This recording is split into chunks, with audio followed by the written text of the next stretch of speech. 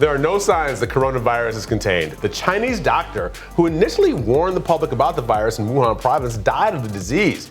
Back in December, police brushed off his warnings as rumor mongering. Fast forward to today, more than 30,000 cases have been confirmed. The death toll is climbing, and China is finally taking more aggressive action to stop the virus from spreading even more.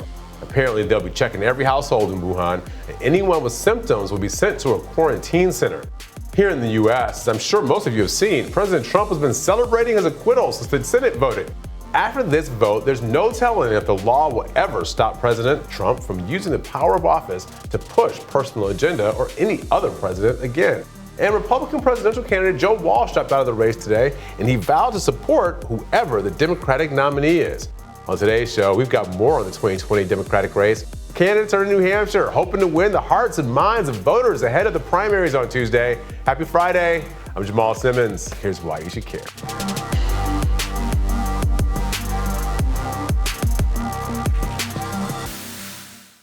Temperatures still haven't completely cooled following the Iowa caucus debacle. Here to talk about how Americans are responding to what's happening on the trail is pollster Nancy Zdunkewicz.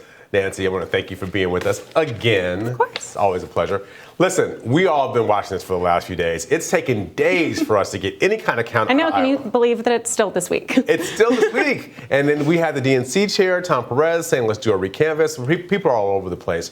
How do you interpret what happened in Des Moines last week? Right. Well, I think a lot of people are saying that it's too bad if you are Pete Buttigieg or if you are Bernie Sanders, because you may have had your big story stomped on. You're less able to use Iowa as a springboard into the next caucuses and the next primary states. The reality is that we have 4 candidates who are all above 15%. So it's kind of hard to say what's going to happen next. I'm really excited to see what happens in New Hampshire. We have seen a little bit of a spike with Pete Buttigieg. And Bernie Sanders has been on the upswing for the past 2 months or so. Joe Biden does have this firewall in South Carolina, so it matters maybe a little bit less that he has been declining for the past 2 months. And then Elizabeth Warren, about in there with Joe Biden. She came in third, and we have seen that New Hampshire does like to elect women and does like to use this opportunity to offer a different perspective than Iowa. Okay. It seems to me in Iowa, you kind of have 3 stories that came out of that. Whatever the final numbers are, I think we can pinpoint there are 3 things that are true. One is that Bernie and Pete Buttigieg are in the 1 and 2 spot, tied basically, right? The second one is that there wasn't really a big turnout jump. We didn't get a big bump out of turnout. That was supposed to be part of what Bernie Sanders was going to do, was to bump up those numbers some. And the third one is that Joe Biden came in 4th place. Right.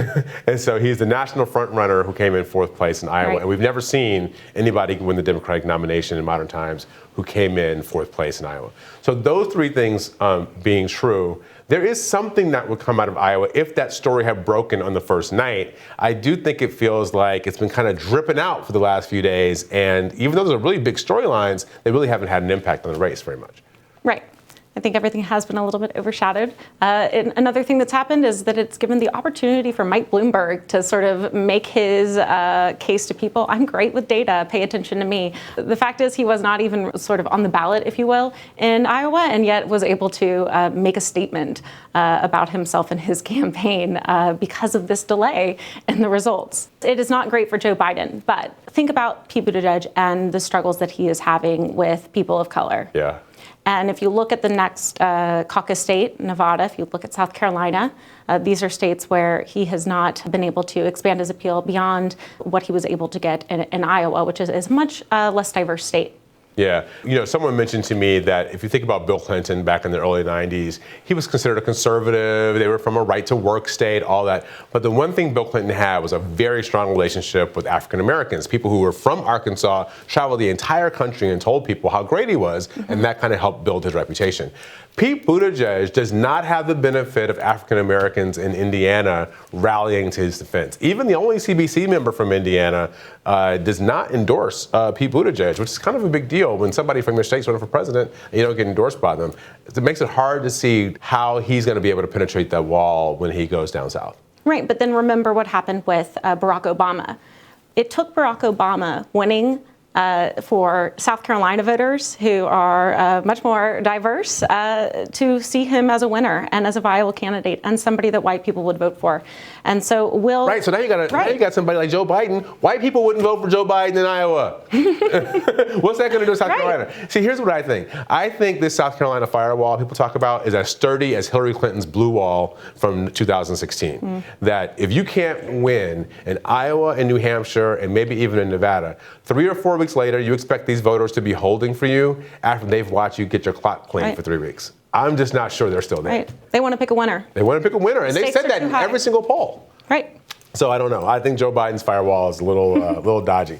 Let's talk a little bit about the polling out of this race. Right. What did we see going into Iowa, and do you think it held? And what do we see coming into New Hampshire? Right. We definitely saw that there was a movement, I guess, if you said for the past 2 months or so, for Bernie Sanders, and I think he entered into this as the front runner, and he did meet that expectation.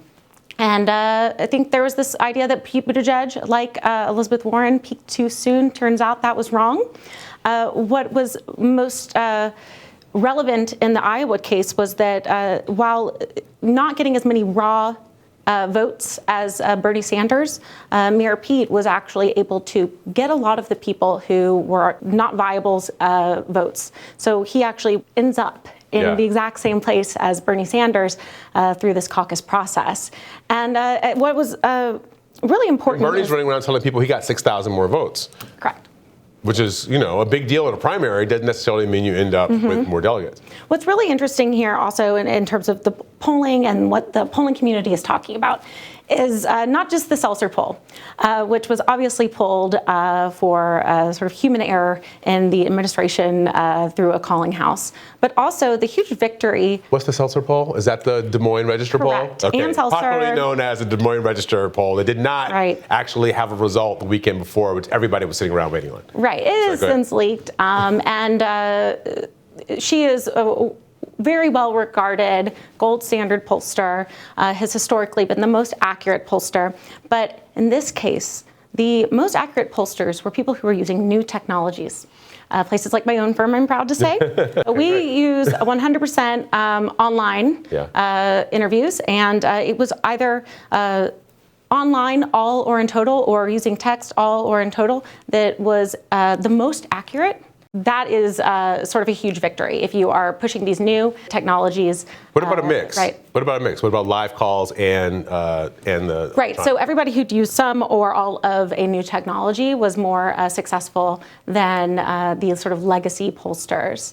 So one way you would look at this is you look at where the actual vote totals came in for all of the, say, top 5 or 6 candidates. And then you look at where those polls, where the vote share was supposed to be in those polls. And then you sort of average that across the air, across, say, they had 2 polls in last week, so you would average that. And Change Research was the second most accurate. That was a huge victory if you are trying to use these new technologies to do a better job of polling people in a world where we now have epically low response rates. Absolutely. So I have friends in San Francisco who've been in the technology industry for a long time.